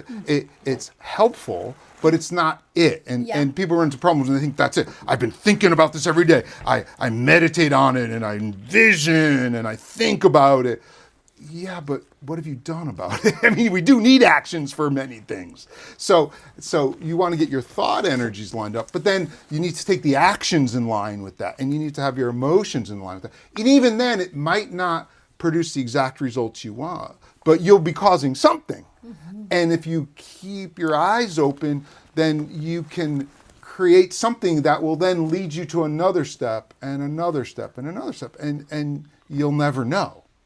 You just don't know what's going to happen. We can't control the exact outcome, but we are powerful creators in the world, and we can create things that in the end we're thrilled to create. And you have to, I think I look back and go, you got to handle this. All you can do is handle yourself. Right. You can't handle anything else. So, and so I always get myself like aligned and whatever I'm doing, and I imagine it working out, and I do all this stuff, because otherwise all your history will come in, and then you'll, much less likely to be successful, because you're not really handling yourself to be the best you can be to make that difference, right? And I was talking, when you're talking about giving, real giving is energy. I'm giving. Just giving not to get something back, just to Yeah. give. But when people are, if you know, some people say, I'm so exhausted giving, or I'm just, oh my God, like they feel like martyrs or something. I gave, and I'm too tired. Yeah, now I have to give to If myself. you're exhausted, you have to give them, I have to take a bath and give myself. Now you can take a bath. But if you're exhausted after you give, you're really giving to get. Yes. It's not true You're giving. giving, and then, like I say, hey, I want to invite you to my party. I want him so bad. I want to give to him. And then he says, No. right? We go down because I needed his validation. It wasn't that I was giving. Then you weren't really giving me the opportunity to come have fun. You're trying to use me to validate that you're important enough, or I approve of you. And so you're using me, not giving Been to there, me. Right? done that. Because, little kids, they give. And even if you're annoyed at them, they'll keep doing it. Or dogs, they keep coming up to you. And even if you say, go away, they keep coming. Instead of like giving. They're not going, oh, the dog doesn't go, oh, you just hurt my feelings because you didn't, do this. Well, that's when you have people that they're really not giving to just give. They don't realize, perhaps, they're giving to get a certain response, or you should think I'm a good person. And then they get resentful or down. And when that happens, there's something off in the equation. Because if you're just giving, I want him to come, or I want this thing, but I don't need it. So, That's the biggest thing I got from Quantum, and I started using it. That my intention matters, and before I would be approval seeking, like I did something, so please like give me. Yeah, like me. here's some And- nuggets. Okay, you're a good person. Yeah. And then after Quantum, it really something changed, that I realized whatever I'm doing, thinking, and putting my intention into it, it's still gonna change something. I don't see it, but I started really trusting that. And even though and I was waiting for outcome actually still, and the things wasn't going the way I wanted it, and it actually felt that I'm stuck for several months in that. And then I called you. I took the coaching from Rob, and I'm actually the thought that I got from you, that I gotta be comfortable with uncomfortable situations, and that instead of going to like, oh, it's me, it's happening to me, and all of that. I mean, I've been there, I did that too, but still I'm going through that flows, and I'm just letting it go, thinking about it. It's just an energy, it comes and goes, and I'm still giving my energy and intention to the world, that it's still gonna happen no matter what is going on right now. I'm still into my intention and into being and being vulnerable too. And being like it's happened. That's very important. I'm being like it's happened. I'm not a small person, and when it happens, I'm a big person. It doesn't work like that. You got to be it like it's already happened, because in a way, if you look quantum, it has already happened. Right. Before you, and intention, what you're saying is so important. Without intention, nothing happens, except it's random. You don't have intention. How does your car drive anywhere, right? You're just sitting there. So whenever I do anything that's important, whether I would go see in-laws, or I don't know, go do a training, I'm very clear in my intention. What I'm going to cause, and I just put it out there, so then I can go with it, rather than, all right, whatever's going to happen. If you don't do that, your fear will take over. If you don't, something is going on in your head, right? So if you're going to go do something like give a talk or be scared, if you go in and don't put who you are into it, your fear will take over. So I'm always clear. Here's what I'm committed to, whether it happens or not. Right? Perfect. And the last question. That was the most popular question. So Which one? Frequent. All this cool yeah. questions. So the frequency This is that fun. I am doing. No, how to say that right? So the question was, do I need to be on a certain frequency that I will get what I want? For example, if I want to have abundance, do I need to be an abundant frequency? So, you want me to say something? Yeah. Okay. So some of that is like woo woo, wah wah wah. I don't know. Like there's not like people have said, hey, here's the frequency of this emotion, this emotion, this emotion. There's something to it. But how do you do that? There's not a little box that says here's the frequency of abundance, this, that, the other. I think it's more about being in a coherent state, right? Like where my mind is clear, my heart is aligned, everything is aligned and operating together. So I don't know about the frequency of that. I mean, they say love, is powerful and all that. Well, then get yourself in love. It'll take care of the rest. But it's more like you can't go in being a mess and think it's going to happen, right? You think about, if you're clear, that you take a pond, like a big pond of water, right? And you throw a little rock in it, what happens is all these ripples. Everything's clear. Well, when you're not clear and you're a mess, it's like you're the Statue of Liberty and you throw it into the ocean, Atlantic Ocean. You're going to see you're not going to see any ripples. You just see all the bunch of waves because you're not clear. So I think the bigger thing is getting yourself, and coherence is a very big thing about getting, and that doesn't take long, but getting yourself connected to love or joy, like getting your mind, your brain waves and your heart and everything in a clear place so you have the best shot. I think it's not like a specific frequency, even though joy, love tends to be powerful. Like that tends to have people the clearest.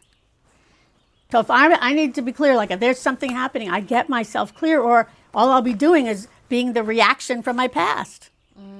So I think that's much more powerful, and it really, that's like a how-to, but it doesn't take long to get into coherence. It's about breathing and really connecting to those emotions of love or joy. And what happens is if you look at heart waves and you look at brain waves, they actually start to get smoother and they work together. And since our heart is the most powerful organ in terms of our energy and electromagnetic stuff, get that heart in love or joy instead of fear and everything else. And then abundance, and also you got to deal with your beliefs about abundance, right? I mean, people make up stuff about money. It's a whole other thing, but it's the same thing. Get your mind clear, and then, but I think it's just the frequency, I'd say love and joy. But it's, get yourself aligned. Well, and to basically say the same thing from a different angle, if you want abundance, say you want a lot of money or whatever abundance is for you, or a big loving family or whatever it is, then it's not like we just get a certain one frequency for vibrating. We are energetic beings. One thing we know from the quantum world is that we're not just this physical thing. There's energies running through us. All of our thoughts are energies. They can be measured. All of our emotions, our heart puts out enormous fields of energy. And so, like Lori's saying, you want to get them in coherence. You want to get them all aligned. And then every action we take is more energy out in the world. And our actions need to be aligned and in coherence with everything that we want. So whatever your goal is, everything about you want to have it be in coherence, have it be aligned with what your goal is. Mm-hmm. So your thoughts, your emotions, your actions, your feelings, everything you're doing, you want it to be lined up and consistent. And that will have you be able to be most powerful and handle any unexpected surprises. Yeah, when the surprise shows up, you don't go, oh, you see. You go, I got to shift who I'm being. I have to shift my view of whatever it is. But a lot also is, if I want abundance, it depends on where they're coming from. Because if they're coming from Newtonian kind of thinking, they'll come from, I want mine because I'm separate from you. See, that's when people get into, I got to accumulate. That's where it becomes like the way the world is like. So it depends. Like if I'm not coming from we're connected, then I'm going to try to get all my stuff, even if you don't have any. And that's why we have what we have right now in the world. Yeah. Because there isn't enough of everything. But we go, no, there isn't. I better hoard it. And then that's really not it. So if I'm looking at for abundance, it's for everyone. It's not against somebody, right? We're not separate. Mm-hmm. So that makes a big difference, right? And I don't know what abundance is. Everybody makes up stuff with them. Enough money, enough this, enough that. It's an illusion. Enough time. I said, there's no enough time. I mean, there's no. All of these things are made up stuff. And then we make up that somebody has the right answer to our happiness, right? Look, we went trekking in Nepal, right? Right before we did all this, right? We're trekking in Nepal. It's so gorgeous. It's beautiful. And we have a Sherpa and a guy. Sherpa's carrying everything. And people there are so poor. And they're so happy. And I'm like, they have the secret. They have the secret, right? And we're walking, and I'm noticing my mind saying all this stuff. And I go, what is the secret? What is their secret? So I go to the guide and I said, what's the secret to happiness? And this is what he said. I think it's when you take a cruise. Because I couldn't believe it. Because he's been guiding people. They talk about their cruises, and he goes, they have the answer to happiness. Everybody thinks somebody has that answer to happiness. It was so insane. I was so disappointed. I was like, oh my God, I just wanted to know why everybody was happy. And he goes, no, it's a cruise. And I go, well, I'm not taking a cruise. You know, I'm not going to. It was crazy. It's like we all make up we compare. Right? Yes. And we make up stuff. And we put it outside of ourselves. And we put it out, and it's just conditioning, and you got to be able to get past it. And sometimes it's hard because our parents might have installed certain things like this is what it is to be happy, or this is we have to get over it. But it affects our health, everything else. But yeah, I mean, So I'm hearing also that when we in coherence and we're doing everything like in alignment, it still doesn't mean that we're gonna have that outcome that we want. And a big thing about it is just to let go. Yeah, there's never a guarantee. The world is uncertain. well, what is it the can't outcome guarantee you anything. want? What's the outcome you want? I mean, that's the thing. I don't think it's really what There's you no want. formula. No, but what's the outcome? That's what I go. If somebody's outcome is A lot of money. a certain amount of money, or then what? They're not going to be happy until they have this amount of What's money. the money represent for but them? you see, it's the journey, because if you're only going to be happy when you have that, well, first of all, you're not going to enjoy life very much, and that thing represents something. And as soon as you have it, well, then what's next? The same as I'll be happy if I have, get married. Well, then you might as well just marry anybody and then be miserable, because it's not the getting married. Is it the relationship you want? It's the journey. You better be happy with the journey up and down. Otherwise, if you're just waiting for that end result to be happy, you have very little time in life you'll be happy, right? Most of the time you fail a lot, and you better enjoy. Why do some sports teams that lose all the time, their teams, they lose all the time and they have a blast? They want to win because they love playing. You got to love playing. Otherwise, you can set goals. That's no problem. But as long as the goal you think that goal means I'm successful. Because look what happens. You get the goal. You get married. You have the kids. Now, but what happens? Then if you get divorced, you're no longer successful. It's all outside of you. All right? So I think that you do the best you can, and the world's uncertain. Things happen. How do you deal with it? And to me, that's what makes real leaders. Yeah. When something happens, how do you deal with it? My father dies in the middle of a training. I could run screaming from I could do this, I could do that, or I could use, it's how I relate to it, how do I use it? That is very powerful. So, Oh, it wasn't the last question. It was. And I have another question. The next to last question. Yeah, last question. How to express my sexuality fully?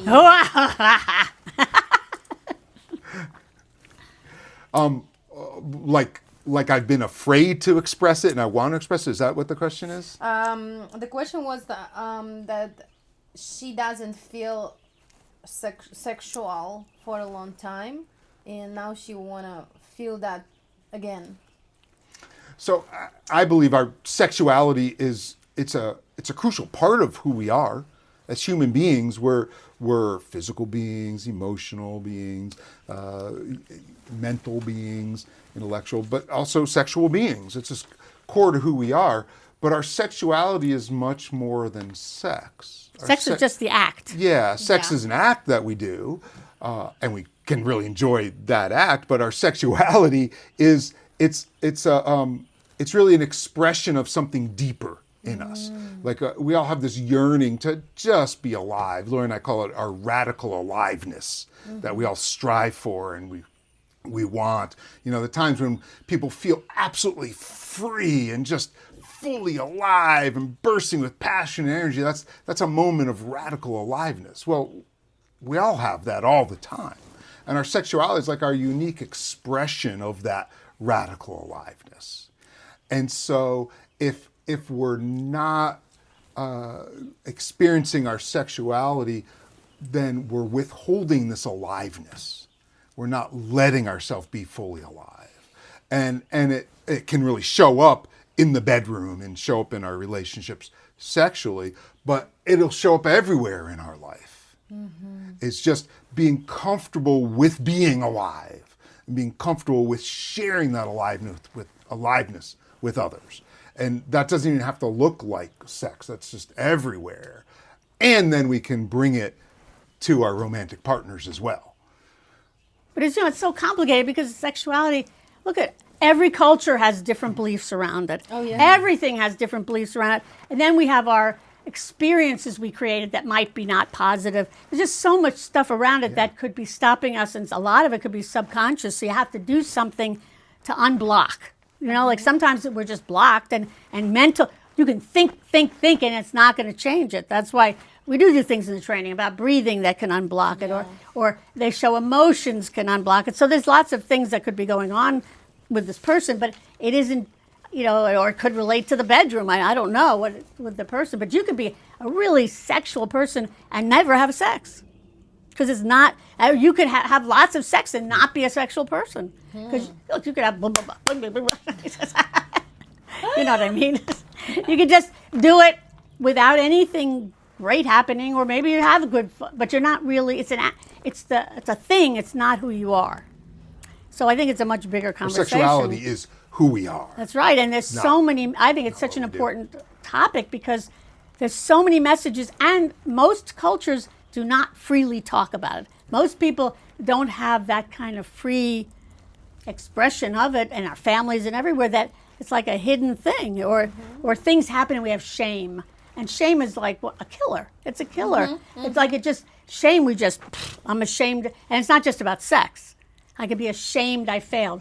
Ashamed I didn't know the answer to that question, right? I mean, but shame really can have people shut down. So whatever is a lot of things, but they have to put themselves out there. And I bet they stopped putting themselves out there. Yeah, even one question that you asked us last time in the training, I don't know if I can say that, but what sexual belief we have, and everybody starts sharing. Yeah. I was shocked already. Like, I didn't even think about this Oh, like really? that. Because a lot of people start sharing like religious beliefs and cultural beliefs. And then I shared that how we, some people have like, they check the sheets. To see if they're virgins. Yeah, the sheets, if there was blood. Yeah, and people were shocked hearing Right. that. So we were sharing that information, and it was already opening up for me how many beliefs we have around that topic. And all those right. beliefs just run subconsciously for us, and they determine what we expect and what we think we should or shouldn't do, or can or can't do. And when it's going on invisibly and automatically, then we're just locked into some narrow path. And we don't have all the rest of life available to us. I mean, very few cultures have freedom around this topic. We're talking about, it's just they don't, right? And then if you really look, some people are ashamed of some things that other people think are great. It's all beliefs, what we make up about it. Yeah, so people have so many of those beliefs culturally, educationally. You look at all the messages of what we're supposed to look like, be like. I mean, there's a million. Yeah, so yeah, you get to go like, wow. And sometimes you don't have a lot of that, but you may have other things, right? You could just compare yourself. My mother, I thought she was so sexy, and I remember growing up thinking, I'm not her. I'm not going to be as sexy as, I used to just compare, even though there was we sort of talked much more freely than other places. I think it's because my mother, who was like, it wasn't Kazakhstan, but it was like when she got married, you were supposed to be a virgin, right? And I don't think it was a really good thing for her to be. It's not it's not like sex when you're a virgin is not necessarily like, woo! You know what I mean? So she didn't have a good experience, and she knew nothing. Her family never talked about it. So she decided, I'm not going to do that to Lori because it was bad for her. Yeah.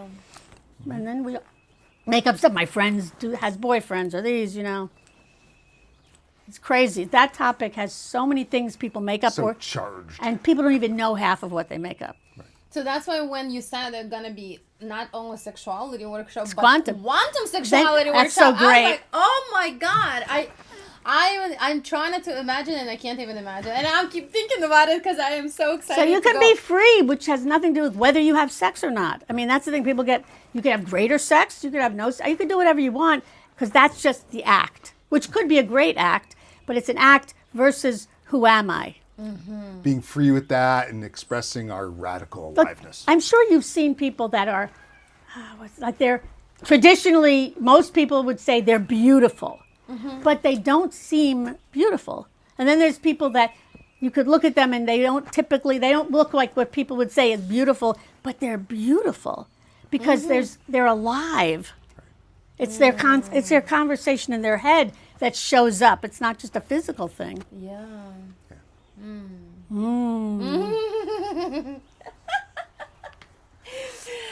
So we're ending on sex. Do we? Yeah. People need more sex. Otherwise, yeah, others have to start, do the journey, and then get to that point. Right. Yeah. But it is really important because it's one area that people just they feel funny talking about, or if they talk about with their friends, they compare. Right. You know, like it's So it's hard. September 26, 27, Yep. we have sexuality. Quantum sexuality quantum. workshop only for graduates. Right. Yeah, it's a really advanced level of developing who we are. And so it builds on everything that graduates of our core program have done. Because it's only 2 days, so you have to hit the ground running. You can't sort of warm up, and you got to just, and then we'll just explode and be free. Not explode. Yes, I'll be there. I mean, imagine. So I'll get back. Imagine if people in the world could just be free and be themselves, right? And could come from love, which I think, like children come from love. Right? Until we teach children to be afraid, they want to play with everybody, right? They'll play with everybody until you say, "Don't play with those people," and then we teach them to fear. Right. And that's what's sad. With people running around with their fear. And we have wars and all the other stuff, and I'm right and you're wrong. And I mean, I think this all is bigger than us. Right? If listeners could take away one thing from this conversation, what would want it to be? What would you want it to be? You want to go first or me? You can go first. I would just say that everybody has infinite possibilities, everyone. So don't ever think that you don't, right? Don't ever think your circumstances are, that's what's stopping you, or this is stopping you, or you inherently aren't. You have infinite possibilities.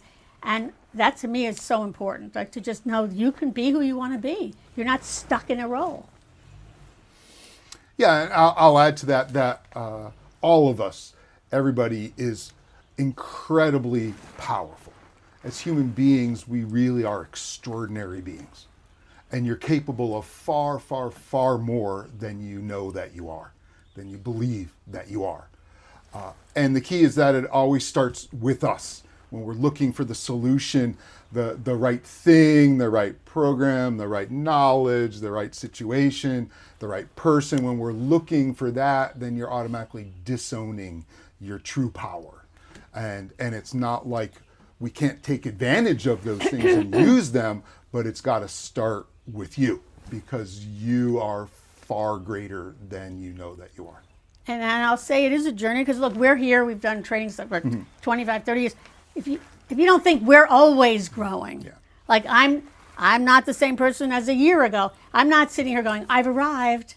No, that's not true. Yeah. I'm always, and I'm looking at what I do, and sometimes I do stupid things and I go, I did that thing again. To me, the worst is when I stop myself from being free. I'd much rather make a million mistakes than look back and go, I stopped myself. That's to me the worst. I'd rather fail being me than win being something else. Right? So, yeah. So don't win being something else. Find out who you are, and then you'll find out that's not who you are, but find out who you are. You know what I mean? Because you can be what, you can shift, you can change. Yeah, take it on like a lifelong journey to discover what you're capable of, who you can really be. And here's what I'll say, Jamila, you have a lot of courage because it takes courage to look at our box, see our beliefs, and make a new choice. People want a pill or they want this thing that will No, you've got to do it, and it takes courage because to bust it up, it does, and you just, why not, right? It takes a lot of courage. Don't ever think you don't. So I really appreciate you putting Yes, this together. this is so cool. And giving us this opportunity. amazing. Yeah, This I is hope this is amazing. going to I be hope it's helpful to good. people. It is. It's gonna Yeah. be. Oh my gosh! Thank you so much, Lori and Rob. I'm gonna be grateful all my life to both of you because of Thank you. Well, I'm grateful to unlocking you. my power and knowing now that there's unlimited possibilities. It's. I my dream is that my kids will grow up free. Right, and yeah. So we just have to, and sometimes they'll go to school and something will happen, and you'll have to undo whatever that was to show them that they do have infinite possibilities, right? And because we do have all the world around us that is affecting us, Well, now I know I can do what I Yeah, you can can do. and let go. and you can be And the example. To me, that's Well, and thank goodness they're seeing you living That's life right. with courage, because as we grow up, we don't do what mom and dad tell us to do. We do what they do. That's right. I saw my We do what we father. see. I saw my father. He didn't show emotion, right? I thought he was great. He didn't show emotion very much, and he just didn't. He was very I never saw my father cry until my mother died. When his mother died, he went. He was brought up to be strong, silent, and blah blah blah. And so I did that for a long time, and then I wanted men that were like that. Oh, he's a powerful man because he doesn't show anything. Yeah. Not true. Right? So just keep going and see what's possible and make a big difference. Thank you. Oh, this is so cool. Gosh, can't express my gratitude. Gratitude. Gratitude. Thank I you. love you so much.